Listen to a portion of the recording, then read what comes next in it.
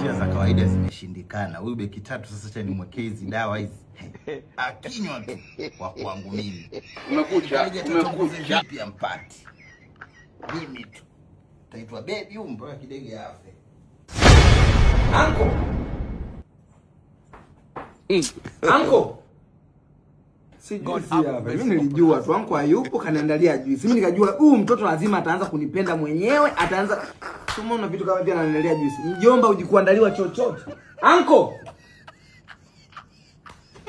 Mama. Bas. Asma. I love you too. Unaniandalia mpaka juice. Wewe umetoka umeaga. Mjanga mjomba kwani kuna nini? Lakini kila kitu unachofanya uingie kwenye line ya wingi. Kwanza ile juice ya mezani pale ukunywa.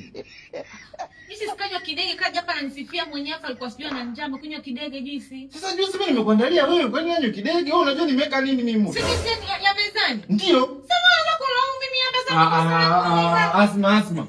Alafu unaona unaanza kuingia pabaya, sawa? Kwa nini unamfokea mjomba sasa? Asma, kwa nini unamfokea mjomba? Mimi nipo kule Asma nasikia unamfokea mjomba. Unajua mimi najisikia vibaya kiasi gani ukimfokea mjomba? Mjomba pole, umeumia. Wewe achana naye, msamee, twende tukalala. Asma nikwambia nini? ndio ulivyoweka hivi. Twende tukalale bwana. Tukalale na nani? Mimi muda wangu wa kulala huko. Amesha utandikia kitu. Kila mtu ana chumba chake, kalale chumbani kwako. Mimi najisikia tu ile wewe ulale afu mimi ndo nitapata kulala na kujali sasa. Mimi natoka. Niache wewe.